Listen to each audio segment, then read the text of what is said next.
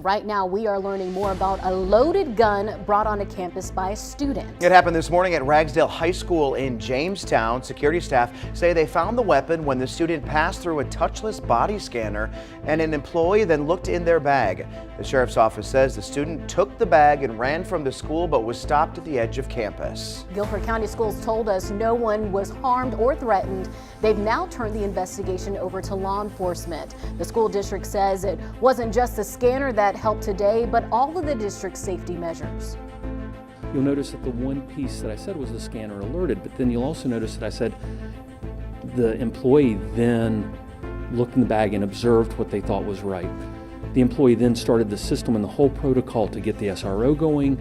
So it was really, that's the next piece that we always talk about, is our employees' vigilance and their desire to keep the school safe is really the number one story here. The district installed body scanners in most high schools last year. We'll hear more coming up at 5. Now to an update on a major road project that started, well, a decade ago. Pretty soon you will be able to take an entire uninterrupted lap around Greensboro. The urban loop is almost finished and could open up in a couple of weeks. We've been working with the contractor the whole time to try to get the job done as fast as possible. We know people want to see the loop open and get to use that final stretch that will help people get, from east to west a lot quicker than they are. So I know the contractor's just been doing all it can to get the job done earlier. The last leg spans from North Elm Street to US 29. The update has a lot of you reacting on our Facebook page. No surprise. Marvin said, "Get her done. Way to go." Robert, he is a bit skeptic. He said, "I heard about that. Don't hold your breath, though." And Zelda says, "This is great." I agree with what Zelda said. This is great. I don't spend too much time in the upper part of Greensboro, but I know a lot of people who do, and boy, are they going to be happy about this. I'm in northern Guilford County, and for us to be able to hop on that, the key is this last section for me, because that gets me to I-40 quicker to go to the beach. And even when I was doing Wyndham coverage this year, to go from my house to Wyndham, which took about 40 minutes to get out to Sedgefield from where I live, was 22. So it cuts about 20 minutes off of most of my drives to get to I-40. So this is an ongoing project. It's been going on since way before I got here to the Triad. And I've heard people say, they're able to get to the airport much quicker, other places down south. But then I've heard from some people that live in the actual neighborhood, they're not really going to be happy about some of the noise that they're going to hear because of this new loop. They do put up those noise barriers, but it does not eliminate it. That's I'm true. also just curious to see how traffic flow will change on some of the roads. Like right now, what is the road that you would use to get to I-40? We would go Highway 150 from Summerfield over to 29 and down to but it's like going way out of the way to head back down and then go east. Yeah, so it took a while. Yeah, I'm curious to see how traffic on Elm Street will change, maybe traffic on 29 will change. Those stoplights, where you get on the loop, yes, that's going to cause people to get a little more congested, but the overall effect, plus too, think about Boom Supersonic Toyota, this is good infrastructure for us to have in place to handle growth, right? And I guess I guess what I meant by that was how the traffic will actually diminish on some of the main thoroughfares that are being used instead of the urban loop. That's true. Yeah, so definitely some exciting things happening. We're keeping our eye close to that one. But first, we want to get to some of your headlines with your 4 to 5 roundup. Right now, Guilford County Schools is asking for $165 million to cover 6 school repairs. This is on top of the $2 billion recently approved by voters. County Commissioner Chair Skip Alston suggested breaking the money up into smaller amounts. A decision is expected tonight. We will keep you posted. We do have some good news. Buffalo Bills player Damar Hamlin's health is improving. The team says he is still in critical condition, but appears to be neurologically intact. You'll remember he went into cardiac arrest Monday night after tackling a Bengals player during the game. Since then, he's been in an Ohio hospital where doctors say he is now starting to communicate. He still has a breathing tube in, and we're still assisting him with ventilation. So when he was communicating with us last night and then again today, that's been in writing. And to paraphrase one of our partners, when he asked, "Did we win?" the answer is yes. Damar, you won. You won the game of life, and that's probably the most important thing out of this. And we really need to keep him at the center of everything else that's going on.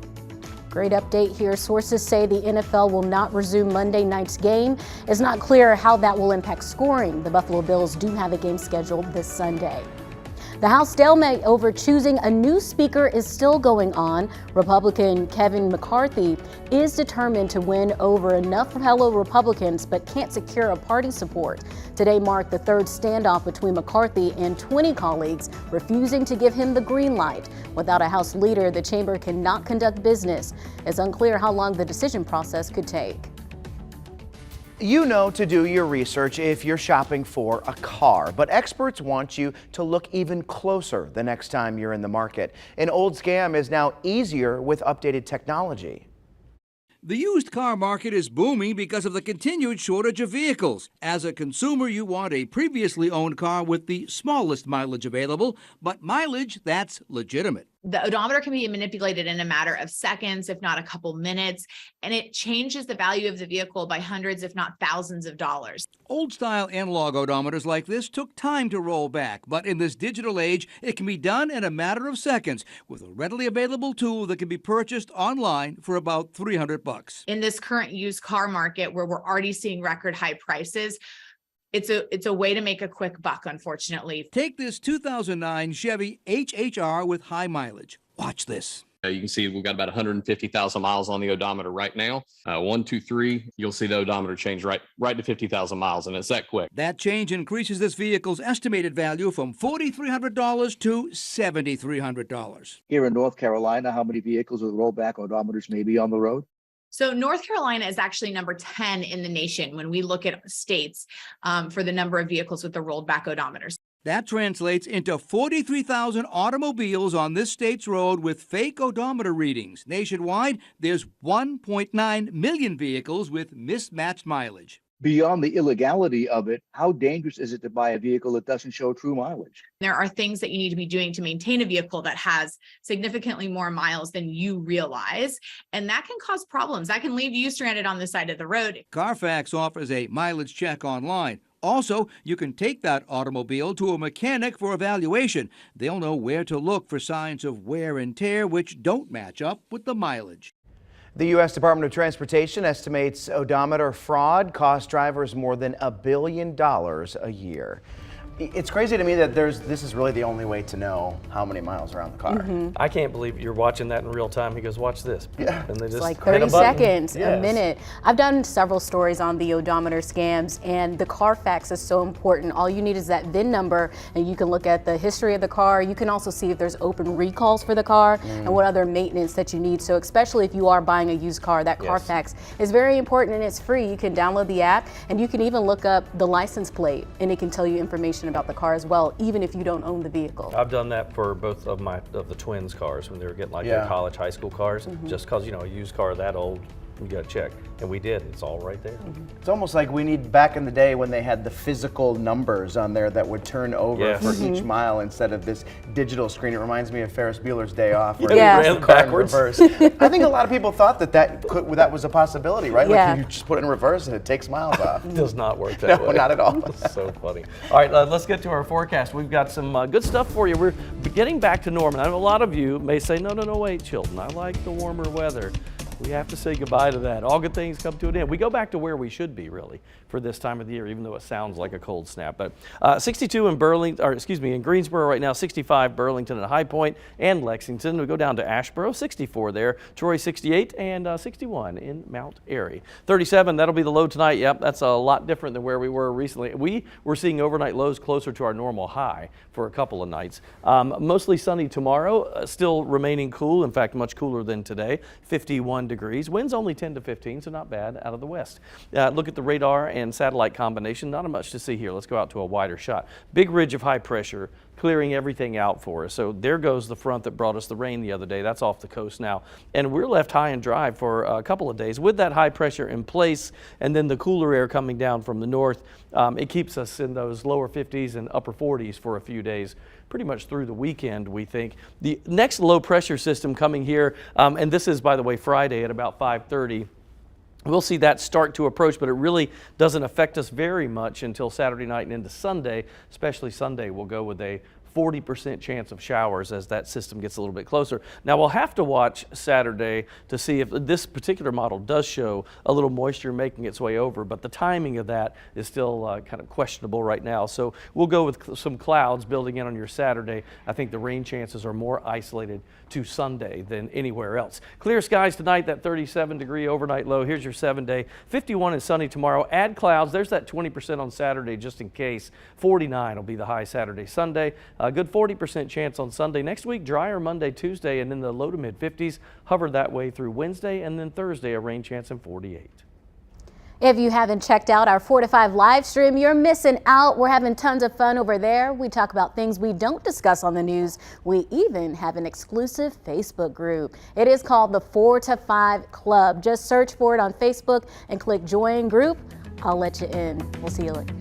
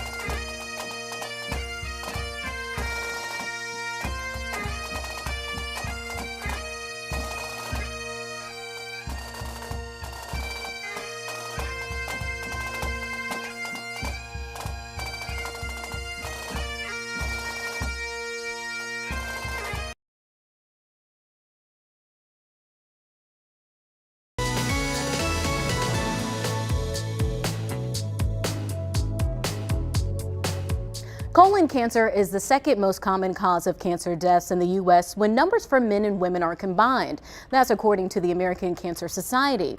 A new study found that Black patients are more likely to need emergency colon cancer surgery compared to their white peers.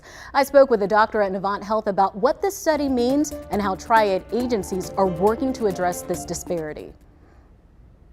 And what we see is that it is hard for people to have access to care, to get colonoscopies when they're recommended. Dr. David Hiller is a colorectal surgeon at Novant Health. He says there are several factors that eventually cause some patients to undergo emergency surgery for colorectal cancer. Sometimes it can be misleading information, or thinking it's just hemorrhoids, this bleeding that I'm seeing, or I'll get to the doctor, but then you don't. A recent study in the Annals of Surgery found Black patients are more likely to get emergency colorectal cancer surgery than other races and ethnicities. Dr. Hiller says the research found the disparity was not simply genetics. When they broke that down further, they also saw similar differences in insurance status and access to care. In their results and their conclusion, they postulated, well, this is probably an access to care issue. And how can we improve that? And this is kind of backed up in older studies that have shown the same thing before. Dr. Hiller says there are several triad groups, including Novant Health, working to break down barriers to get colorectal screenings, a tool that can be the difference between life and death. The Novant Health Foundation has a grant right now to provide free colonoscopies for patients who are in need for this exact reason. And we've been able to provide a lot of really good services and help get people screened, help make sure people are getting to the doctor, that follow up and getting good information. Dr. Hiller says there are more ways others can help provide more access to screening in our community. This includes the Get Your Rear in Gear 5K, which will happen in March at Jamestown Park in Winston-Salem. He says last year the race raised over $70,000 for screenings, education, and prevention in triad communities. We'll be right back.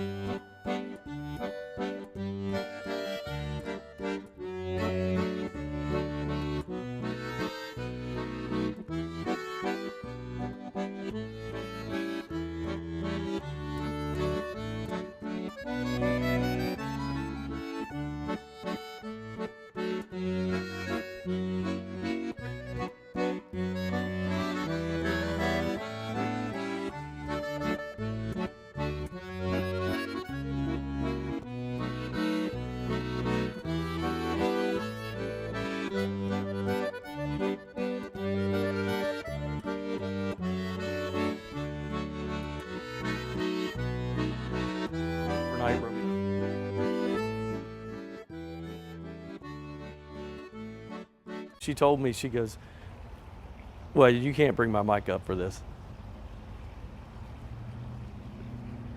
You looked it up?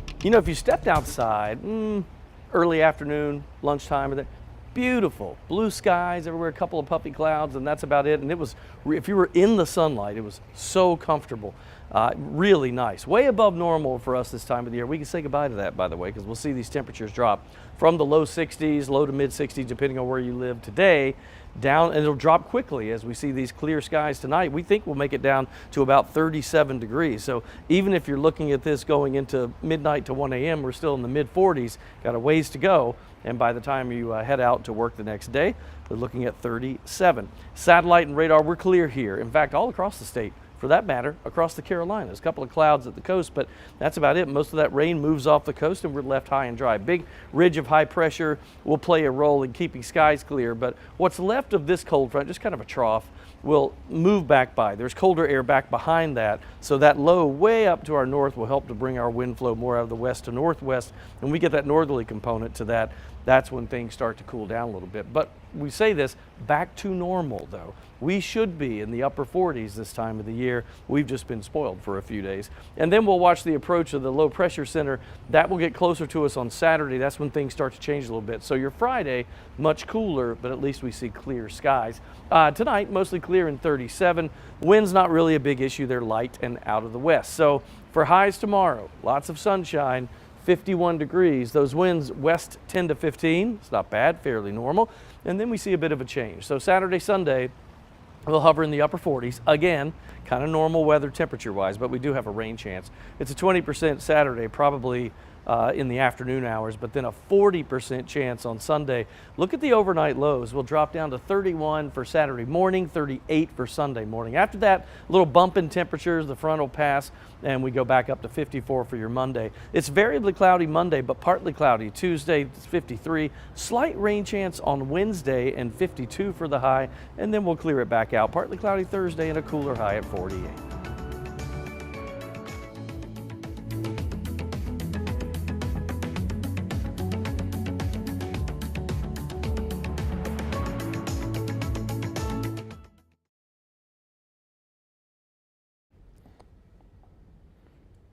Ooh.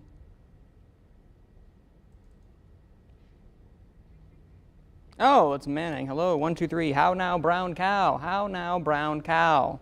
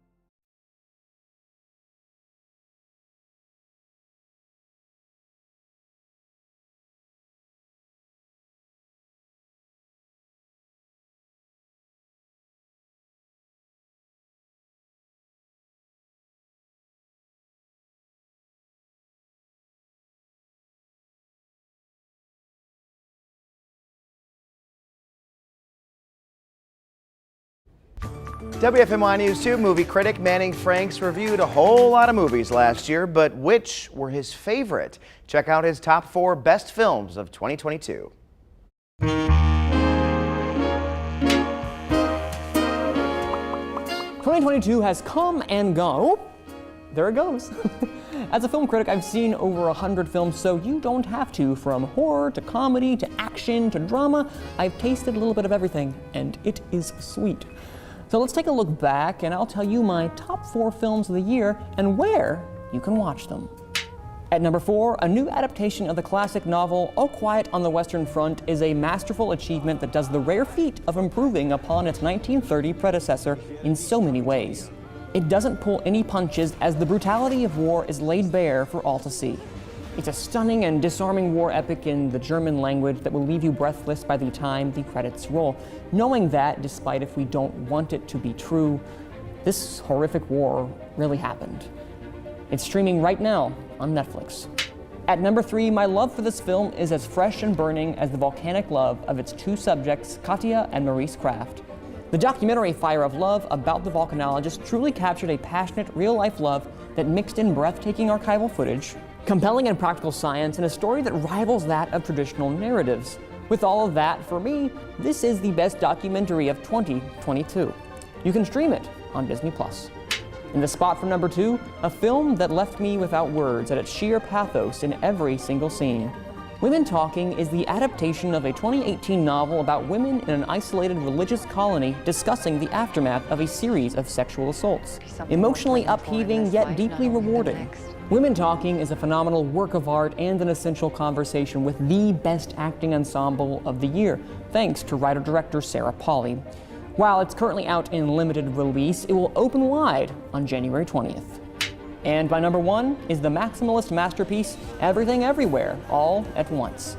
Hitting the throttle at 100 miles per hour and never stopping even with its quiet moments, the multiverse-spanning film about an immigrant family is literally everything you could want in a feature film. It houses absurdist laughs, profound sense of wonder, tender moments of emotion, incredible action, versatile performances. It lives up to its apt name and, for me, is the best movie of 2022. You can rent or buy it on DVD, Blu-ray, and digital. With that, we have wrapped up a full year here at News 2 Reviews. I'd love to know what some of y'all's favorite films are from this past year. In the meantime, thank you guys for watching, and I look forward to seeing y'all next week. Love the wink at the end. Thank you. Manning is here today. I'm back. Was it difficult to narrow down? Oh, it always is difficult. It's literally, it is like I'm looking at all the films that I've watched and ranking them. Ranking is so difficult, you know, because how do you do that? Because it's all upon the individual themselves. It is not a, it is a personal list, because it's yours will be different than mine, yours will be different than mine. That's just how that it is. And genres is tough to say, because I like this genre and this movie is good at that, this movie's good at that. How do you know? How do you do that? It all is based upon personal preference. There's a debate of best versus favorite, but we're not going to get into that right now. That's a whole other conversation. So movies that, with four kids, I just don't get to see a lot of movies. Oh, of course. Probably animated. Right, yeah. I've seen the same movie over 75 times. Oh God, Frozen again, huh? Oh my gosh. But Elvis was excellent. That was a good one. I loved Elvis. That's in my top 20, so it is up there. Austin Butler was great. I loved him as Elvis. Lauren? So I have a couple of them. Glass Onion, which you did a review on a couple weeks ago. That one. It's so good. I'm watching it a second time. I would say Lou. It came out on Netflix. I don't know if you've seen that. That's really good. And then A Jazzman Blues, a Tyler Perry film. It's actually really good. Okay, where can I find that one? Netflix as well. Okay, I have some homework now as well too. Top Gun. Yes. Far and the Beyond. chat was going on. But I've only seen probably 5 movies this last year. I'm not a big movie person, okay. but I loved Top Gun. Also, just 2 weeks ago, I watched The Adam Project on Netflix. Oh, I want to see that. With Ryan That's Reynolds. It was incredible. Putting that on my list. Put it on the list, everybody. Which was your favorite movie? Let Manning know, and he's going to hang around with us for the next 30 minutes.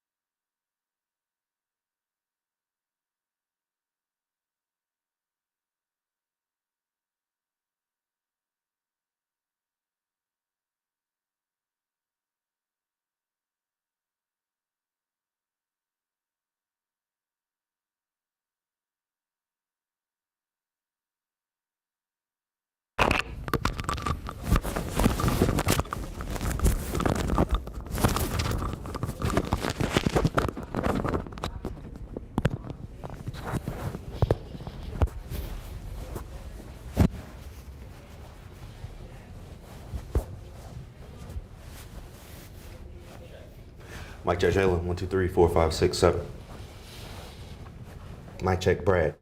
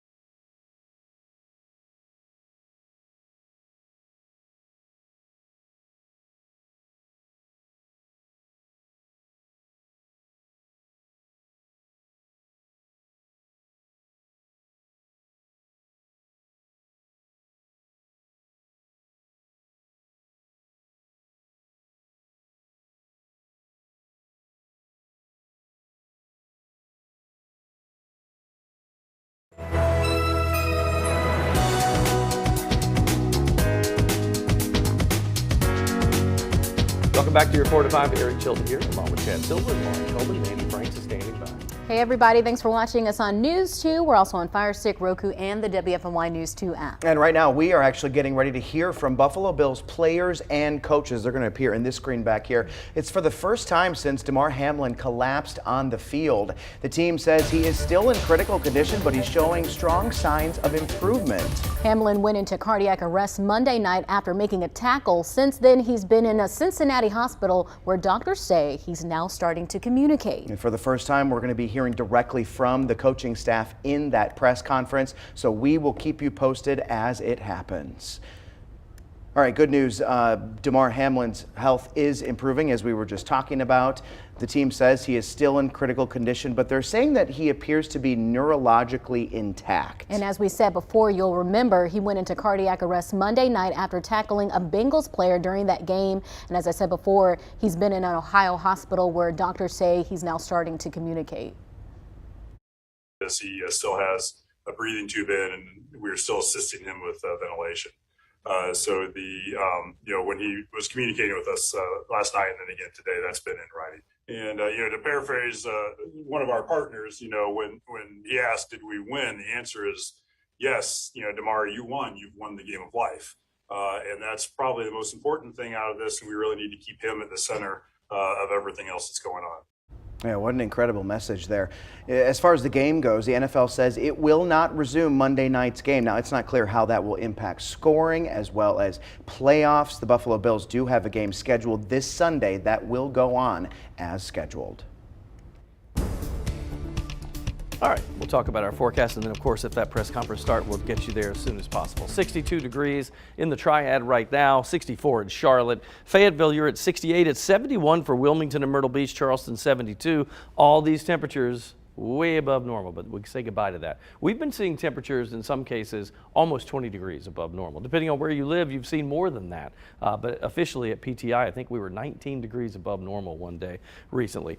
Dropping down quickly, we have clearer skies, so we'll cool off fast tonight as we see cooler air rush in. 51 by 9 p.m. We think by midnight we're in the mid-40s, but not finished yet. We'll make it to the upper 30s. The forecasted overnight low tonight at 37 degrees with clear skies. We're clear right now. Big high pressure ridge in control of our weather, and that big bubble of high pressure will just kind of drift onto the east. It's south and west of us right now, but that'll continue to move by, and then we wait for the next system. Probably Saturday, maybe Saturday afternoon, we might see a shower or two, but Sunday is a better chance of that. It's a 40% chance on Sunday.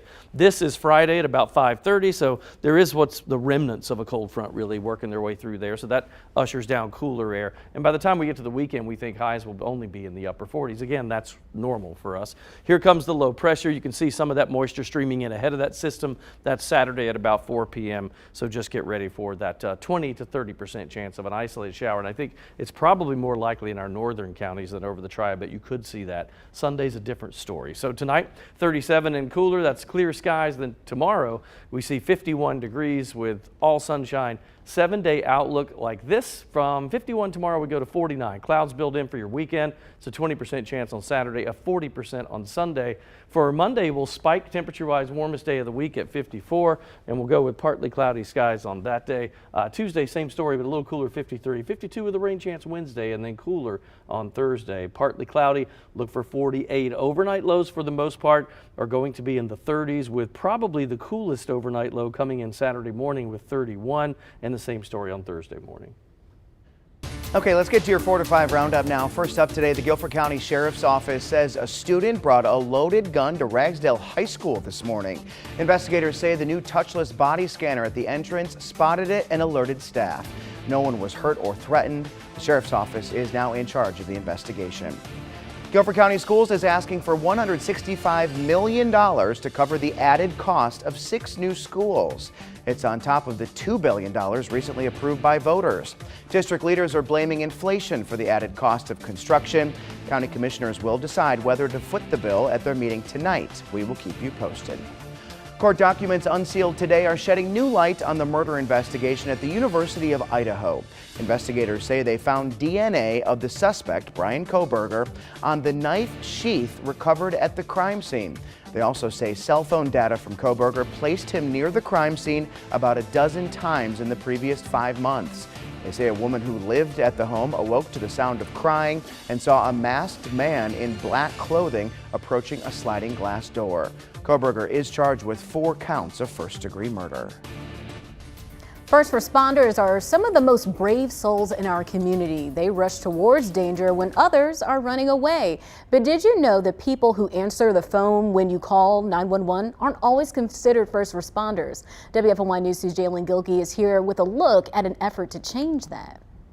Yeah, Lauren, today at 5:30, Guilford County Commissioners will talk about supporting a plan to officially designate 911 dispatchers as first responders. Today, we went over to the Guilford County Justice Complex and spoke with the Executive Director of Guilford Metro 911 about what this actually means. We are the first responders that are heard and not seen.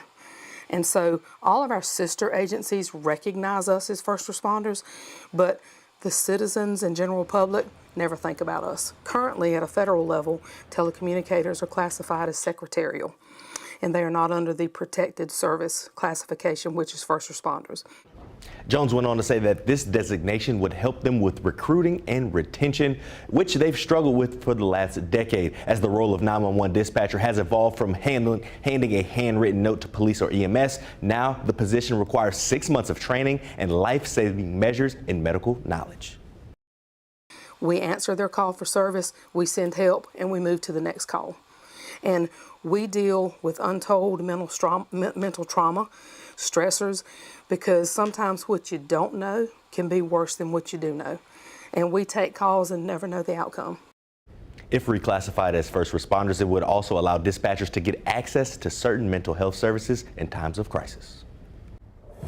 The House stalemate over choosing a new speaker is still going on. Republican Kevin McCarthy is determined to win over enough fellow Republicans, but can't secure party support. Today marked the third standoff between him and 20 colleagues. The House will be in order. Disorder reigned as the House was gavelled in for a third day in its historic struggle to elect a new speaker. Before voting kicked off Thursday, Representative-elect John James delivered a nominating speech for Republican leader Kevin McCarthy. The issues today are over a few rules and personalities. We need a conservative fighter to help this country get back on the right track. But the first thing we need to do is elect Leader McCarthy as Speaker of the House. So far, McCarthy has failed to convince far-right members of his party to support his bid for Speaker. He spent part of Thursday morning meeting privately with Republicans. We're just going to keep working until we solve it. It's the first time in a century that a nominee for House Speaker did not sail through on the first vote. GOP House members opposing McCarthy have, for now, joined together in support of an alternative choice. I rise to place in nomination the name of Byron Donalds of Florida. To try and break the stalemate, McCarthy's offered concessions, including making it possible for any single House member to call for a vote to oust the Speaker. He's also proposing the holdouts pick 2 members of the key House Rules Committee, which could shape legislation once the new session gets underway. Nicole D'Antonio, CBS News, Capitol Hill.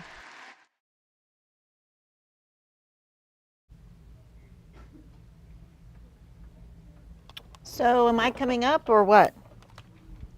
Okay. Press conference, we're still waiting for it, I guess, yeah?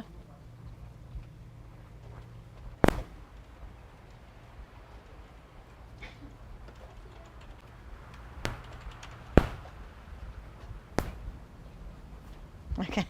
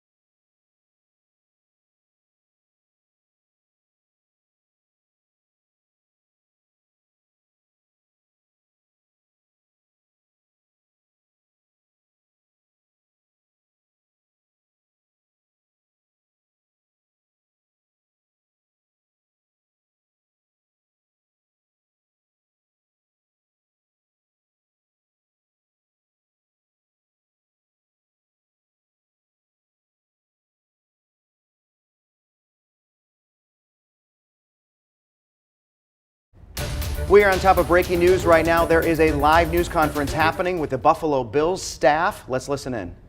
Powers. With that, I'll turn it over to you. Sean, listening to the doctors today that we were able to talk to on that Zoom call, updating the progress you've made, particularly over the last 24 hours. How encouraging is that? And Josh, you can jump in here too. What's your reaction as you hear that? Yeah, very encouraging. We've been getting incremental updates. And Brandon and Nate, Brandon being and Nate Bresky, Nate being our head trainer, as well as Tabani. Richard stayed behind in Cincinnati at the hospital. They've been there the whole time, and so my hat goes off to them as well. But they've been giving us updates, or DeMar's doctors have been giving our doctors updates. Dr. Bisson here in town.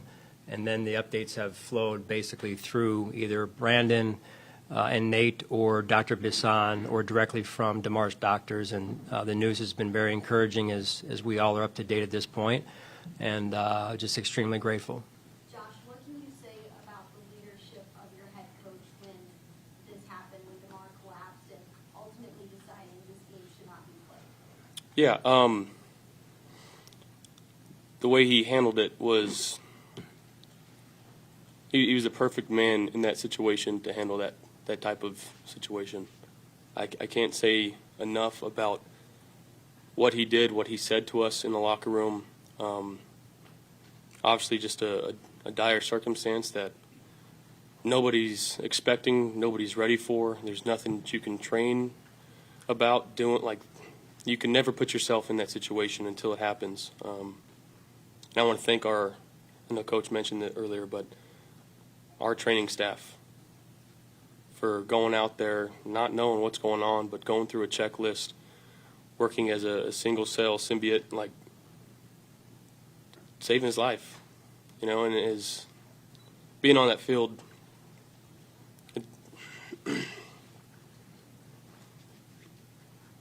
You lose sleep, you hurt for your brother, a lot of shared grief, but to the question before, getting updates and positive updates eases so much of that pain and that tension that you feel. But Coach handled it as perfect as anybody could. Josh, can you take us through, you personally, but even your teammates as well, the level of fear that you were facing when you were, because it was clear you guys knew what was going on. Can you just share maybe some of the level of fear you guys had? Yeah. I don't typically like using emotion to answer questions, but yeah, like the scene just replays over and over in your head, and there's, again, it's hard to answer that question and actually describe how I felt, how my teammates felt in that moment. It's something we'll never forget, but to know that DeMar is doing okay, and I know there's still a lot of things and stuff that he has to process and continue to go through to get back to himself. We're just, again, we heard that news this morning, and there's nothing that could have been told to us to bring our day down. We're extremely happy for him and his family. We just want to love up on him. So the next chance we get, I don't know when it's going to be. If we get to see him anytime soon, man, it's going to be awesome. Sean, can you give your version of the conversation you had with Zach Taylor, where he said, he quoted you as saying you had to be with your guy at the hospital? If you could just pick it up from.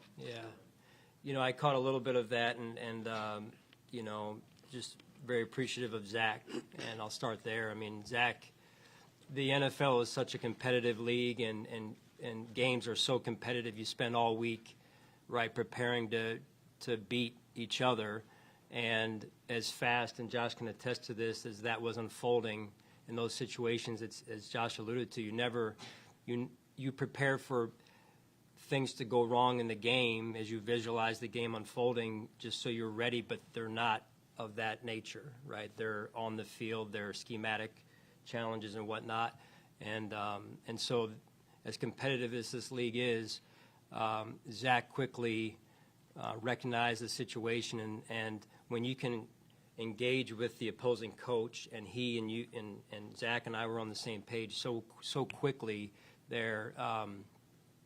It was amazing that how compassionate Zach was, and his players. You know, I'm jumping ahead here, Vic, but their captains came down to our locker room and met with our team and captains, and just an amazing show of compassion, empathy, love, and it's just so amazing because minutes before that, you know, we were going at each other, and so my hat goes off to Zach and the Bengals, as I've said before, but so it unfolded so quickly, and things have happened so quickly since that point in time, with balancing everything that we're balancing. I really haven't thought back clearly about the steps in order, but I do, you know, when Zach said that, I do recall it. I'd forgotten that, but it brought it back to my mind that after DeMar got loaded into the ambulance, I remember thinking to myself, we're going to need some time, we being the Bills at least, and we're so conditioned to a player is taken off the field who is injured, to going right back into, you know, that mode, and so I said to Sean Smith, I said, hey, we're going to need some time here. And again, he was tremendous, and then I remember going back to our sideline, had a conversation with Leslie Frazier, and I can't even remember what Leslie said, but he was a help as well. And then I went back to Sean and said, I don't feel good about this, and or something to that effect. And then he came back. He was going to go talk to Zach. Zach comes over. I think Zach has recounted since that point in time. And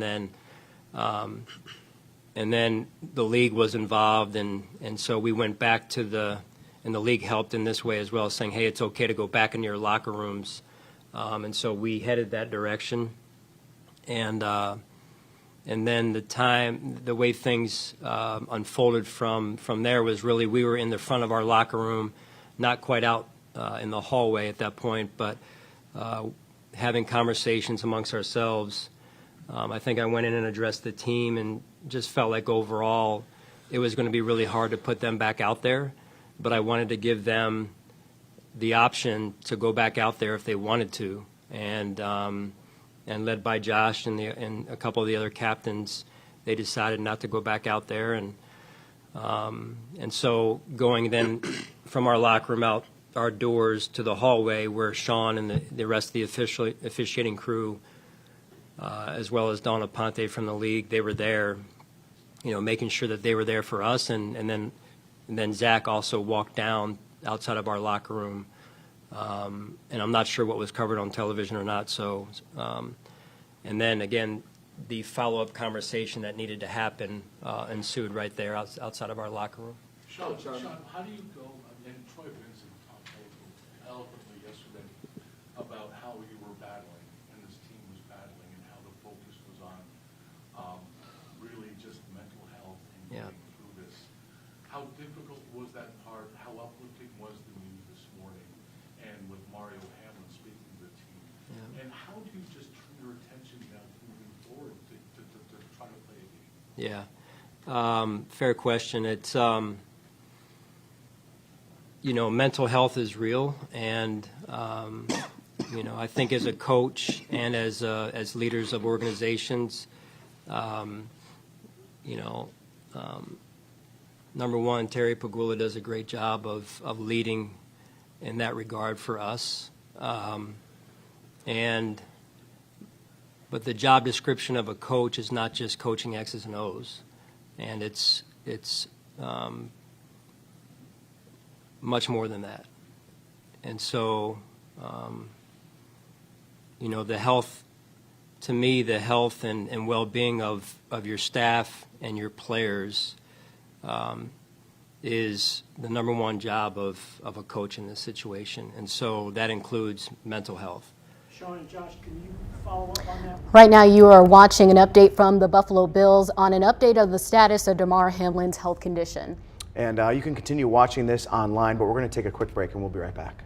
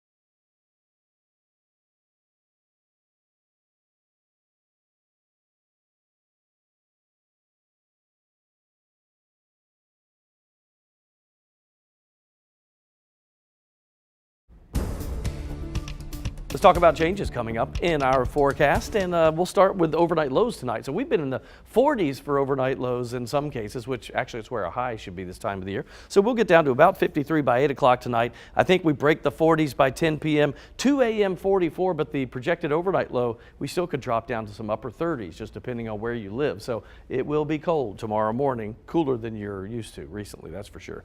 All right, all clear here, big ridge of high pressure in control of our forecast. As that moves on to the east, we remain with fairly clear skies on your Friday. It is Saturday and Sunday when things start to change a little bit. I want you to take a look at the 7-day forecast with sunshine tomorrow and 51, not bad, but then we're in the upper 40s for your weekend. That's a 20% chance of a stray shower in the afternoon on Saturday and into the overnight. Then we'll go with a 40% chance on your Sunday. Again, the high still right at the average where we're supposed to be. Spiking a little bit on Monday up to 54 on the backside of that front. Keep in mind those overnight lows, especially Saturday morning, they're getting chilly. 31 is how you'll start the day on Saturday. Monday, 54, scattered clouds. Tuesday, partly cloudy, 53. We'll bring that to 52 degrees on Wednesday. Second system skirts by, but that's only a 20% chance of a shower. Then we get cold again. This matches the coldest overnight low for the whole 7-day, that 31-degree temperature on Thursday morning. Otherwise, scattered clouds, and look for a high of 48.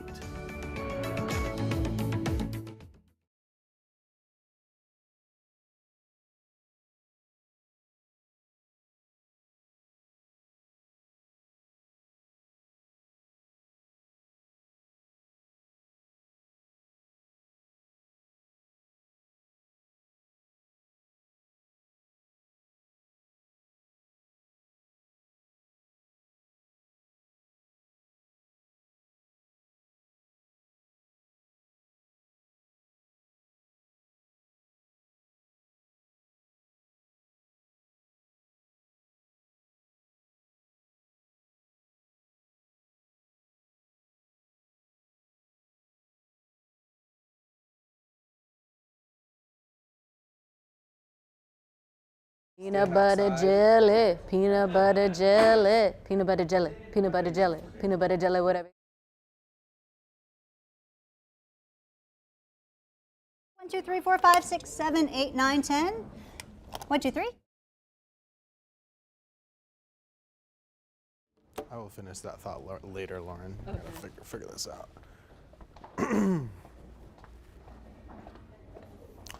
Hello, mic check 1, 2, 3, 1, 2, 3, 1, 2, 3, 4, 5, 1, 2.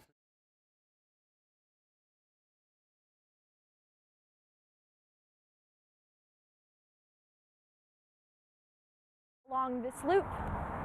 Some people who live along this loop say they're excited about the opening, others not so much.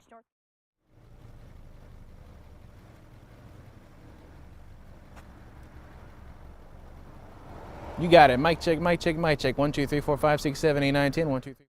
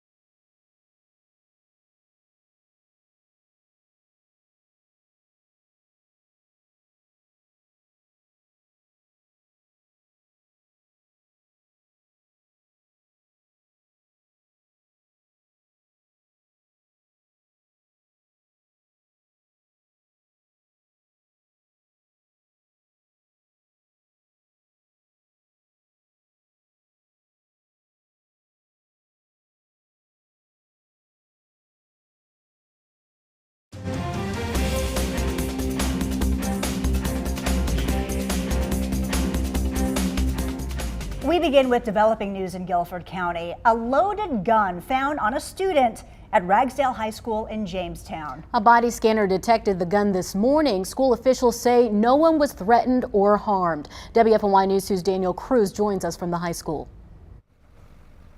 Yeah, the sheriff's office says that gun was found shortly after 9 o'clock this morning. Now, a school resource officer and school staff